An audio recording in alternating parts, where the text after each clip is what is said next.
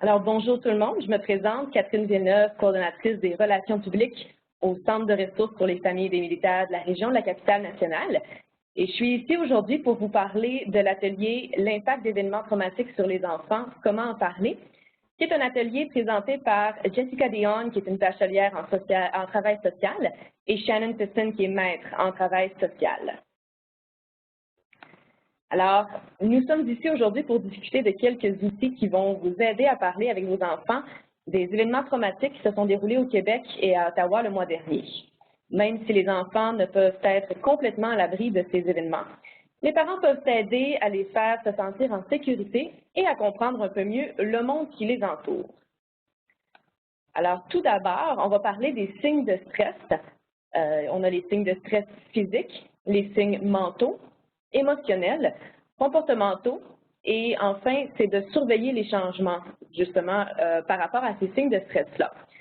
Donc, si on commence avec les signes de stress physique, quelques exemples: tension musculaire, mal de tête, mal de ventre, respiration lente ou superficielle, pouls accéléré, bouche sèche, paume moite, urticaire, les yeux qui bougent de gauche à droite, mâchoire crispée, le visage tendu, sommeil perturbé, fatigue, maladie et tremblement. Si on parle des signes de stress mentaux, le manque de concentration, l'esprit qui tourne sans arrêt, tendance à oublier, moins de créativité, difficulté en résolution de problèmes, absence de spontanéité, facilement distrait, confus ou irrationnel. Si on parle des signes émotionnels, les émotions sont intenses lors de situations comme celle-ci. L'enfant peut être retiré, apeuré, anxieux, frustré, triste, fâché, accablé, cri de panique, hypersensible, irritable, désemparé, peut se sentir menacé, et peut être surexcité. Si on parle des signes comportementaux, l'enfant se lamente, il reste collé, il n'écoute pas bien, il mord, donne des coups, pleure, tire les cheveux, suce son pouce, ronge ses ongles, rêvasse, se chicane avec ses amis et sa famille, gigote. L'enfant est nerveux, impulsif, prudent, ne réussit pas bien à l'école, a peu d'appétit ou encore mange plus qu'à l'habitude. Donc, ce qui est l'élément clé avec les signes de stress, c'est de surveiller les changements. Donc, ce qui est important, c'est de guetter les changements chez votre enfant. Par exemple, si l'enfant suce son pouce habituellement, le fait de sucer son pouce n'est pas nécessairement signe de stress. Si par contre, il ne suce plus son pouce depuis 6 mois et qu'il recommence, c'est probablement un signe de stress. Il est également important de parler avec votre enfant de ce qu'il ressent. Le fait de démontrer des signes de stress n'est pas nécessairement relié à ce qui est arrivé le mois dernier. Ça pourrait être quelque chose qui n'est pas du tout relié. Alors, avec les signes de stress viennent les trucs pour tout âge. Donc, quelques trucs, c'est les routines flexibles. C'est de donner une information posée, véridique et limitée. C'est de mettre l'emphase sur la sûreté. Et c'est également de reconnaître lorsque vous ne savez pas. Donc, quand on parle de routine flexible, en fait, il est important de conserver les routines régulières de votre enfant en place afin d'instaurer un sentiment de normalité en lui. Soyez toutefois flexible.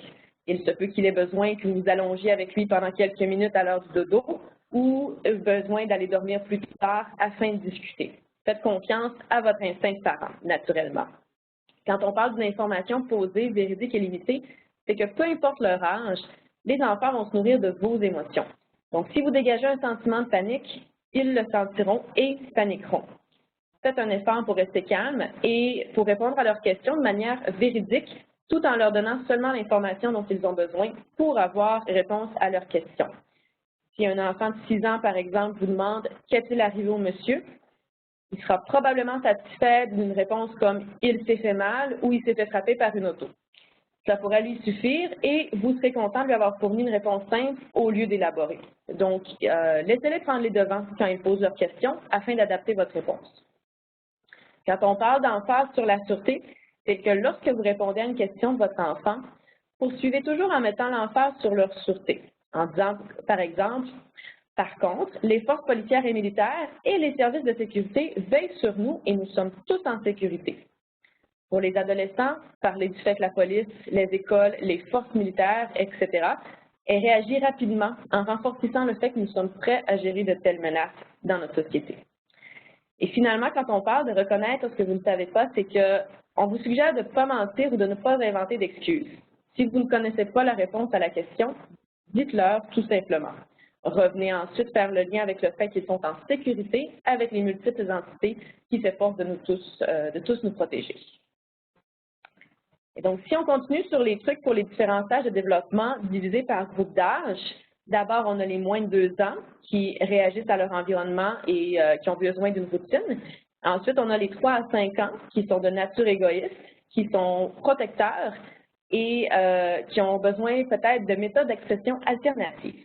Alors, si on élabore sur les moins de 2 ans, les enfants âgés de moins de 2 ans ne comprendront pas ce qui se passe, mais ils vont réagir à la tension et à l'anxiété présentes dans leur environnement. Donc, conserver leur routine le plus possible et réserver du temps pour des jeux calmes et des rituels de détente, par exemple un massage, se bercer, chanter des comptines avant le dodo. Pour les 3 à 5 ans, les enfants à cet âge-là sont de nature égoïste.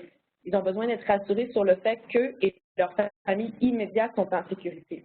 Il est naturel pour eux de ne pas penser plus loin que ça pour les autres. Donc, le fait de parler des entités qui nous protègent, telles les forces policières, les forces militaires et les services de sécurité, peut être source de réconfort pour eux. Vous pouvez répondre à leurs questions en reconnaissant simplement que, oui, un monsieur a fait mal à un autre monsieur, mais que nous sommes en sécurité grâce à la police. Les enfants dans ce groupe d'âge ont parfois encore de la difficulté à s'exprimer oralement. Vous pouvez leur offrir des alternatives telles le dessin, la peinture, la reconstitution d'une histoire, afin qu'ils puissent exprimer leurs émotions. Si on continue avec les trucs pour les différents stages de développement, maintenant les groupes de 8 à 11 ans et les 12 ans et plus. Alors les 8 à 11 ans, c'est d'éviter les nouvelles non éditées avec eux et c'est d'aborder ce dont leurs amis discutent. Avec les 12 ans et plus, c'est de leur donner davantage d'accès et encore une fois, c'est d'aborder ce dont leurs amis discutent. Alors avec les 8 à 11 ans, évitez de regarder les nouvelles avec un enfant de cet âge, car celles-ci peuvent être présentées de façon trop graphique pour eux.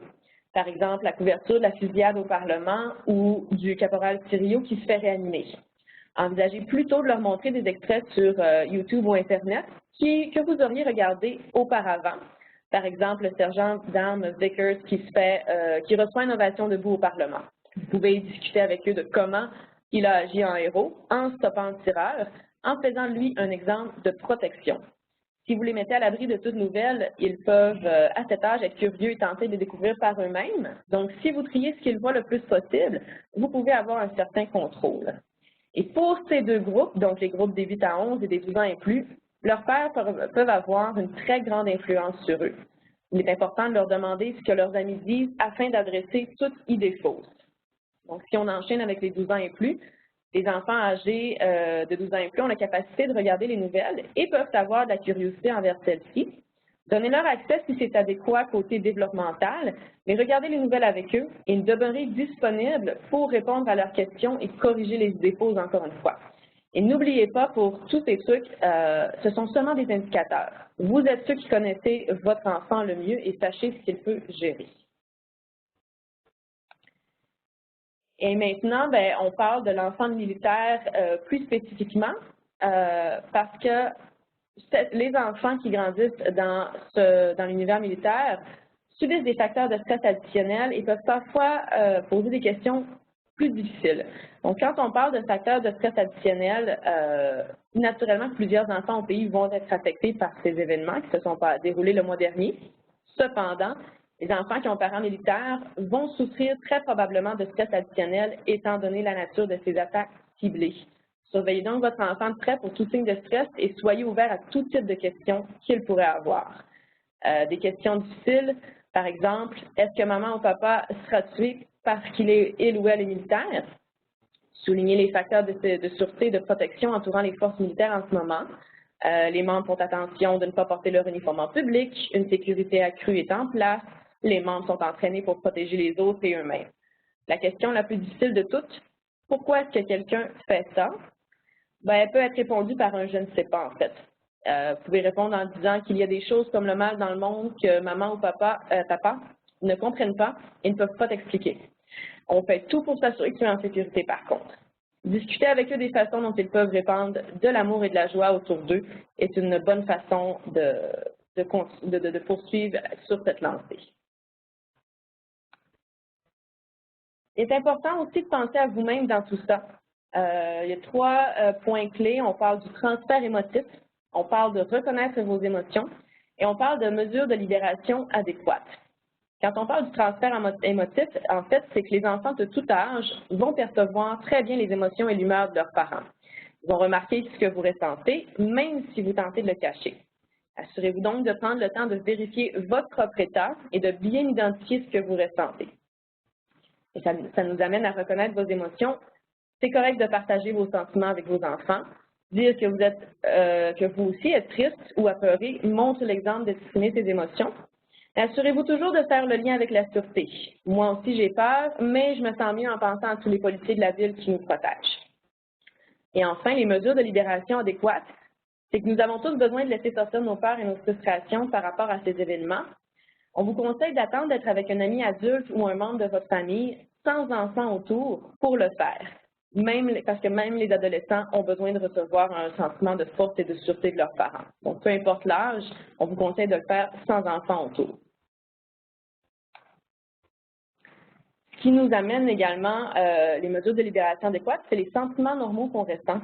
Alors, il y a différentes catégories. Il y a la tristesse, la colère, la peur, l'indifférence et la désensibilisation, et le soulagement versus la culpabilité. Alors, les sentiments normaux, il est tout à fait normal de traverser toute une gamme d'émotions lorsqu'on pense ou que l'on discute de ces événements tragiques.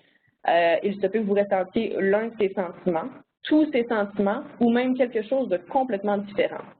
Nous vivons et traversons tous ces événements différemment. Chaque personne a raison de ressentir les émotions qu'elle ressent. Donc, si on parle de la tristesse, nous pouvons être tristes pour les victimes et leurs familles, ou encore pour la perte de ce sentiment de sécurité en sol canadien. Nous pouvons même être tristes pour la famille du tireur. Ces émotions sont tout à fait normales et légitimes. Si on parle de la colère, nous pouvons être en colère contre ceux qui ont perpétré ces crimes, contre le gouvernement et ou les forces militaires pour ne pas avoir su les prévenir, ou encore contre notre conjoint pour nous avoir entraînés dans l'univers militaire. Encore une fois, tous des sentiments normaux. Les émotions sont ressenties fortement et pas nécessairement ce que l'on considère rationnel. Maintenant, si on parle d'irrationnel, on parle de la peur. Donc, même si tout le pays ressent de la peur en ce moment, il est fort probable que les membres militaires et leurs familles soient particulièrement apeurés, étant donné la nature de ces attaques. Ceci n'est peut-être pas totalement compris par notre parenté non militaire, nos amis ou les coéquipiers de classe de nos enfants. Un truc, c'est d'envisager de rechercher des personnes qui comprennent le mode de vie militaire pour pouvoir en parler avec eux. Si on parle de l'indifférence ou de la désensibilisation, c'est que certaines personnes ne ressentent peut-être pas d'émotions particulières par rapport à ces événements et se sentent indifférentes ou désensibilisées. Il est aussi normal de traverser ce genre de choses. Cela ne veut pas dire que vous vous en fichez. Ce genre de sentiment est en fait un mécanisme d'autoprotection. Vous commencerez probablement à ressentir d'autres émotions plus tard, voire lorsque vous en entendrez le moins. Et enfin, quand on parle de soulagement, c'est qu'en tant que membre militaire ou membre de famille de militaires, il est très probable que vous ressentiez un certain soulagement du fait que vous-même ou votre être cher n'ait pas été la cible de ces attaques. Ce sentiment de soulagement mène souvent à un sentiment de culpabilité. En tant qu'être humain, nous avons cet instinct de survie inné et ces sentiments sont tous parfaitement normaux. Donc, on a parlé des facteurs de stress additionnels, on a parlé des signes de stress, on a parlé des sentiments normaux. Le but dans tout ça, c'est de créer un environnement moins stressant à la maison. Alors, comment on peut faire ça? Par l'exercice et le jeu libre avec les enfants, par une alimentation saine et équilibrée, par du temps individuel avec les parents, chaque enfant, par des câlins, des marques d'affection, par une routine habituelle, par l'emphase sur le sommeil et par le rire. Et bien entendu, le rire est un des meilleurs remèdes. Et surtout, le dernier, c'est du fait que les adultes pratiquent la gestion du stress à la maison. Ça va donner un très bon exemple aux enfants. On a quelques ressources pour vous. Donc, on a des activités pour les enfants inquiets apeurés que vous pouvez faire avec vos enfants, vous pouvez même les essayer vous-même. Si vous avez besoin de ressources, vous pouvez consulter notre site Internet ou contacter notre équipe de travail social. Et notre équipe de travail social vous conseille également un livre, Les 5 langages de l'amour de Gary Chapman, qui est très intéressant et qui est adapté pour le mode de vie militaire. Donc, en terminant, un conseil au nom de l'équipe, c'est de vivre pleinement. Le but d'un attentat terroriste est d'instiller un sentiment de peur et de nous forcer à changer notre mode de vie. Soyez vigilants, mais menez votre vie le plus normalement possible. Merci à tous.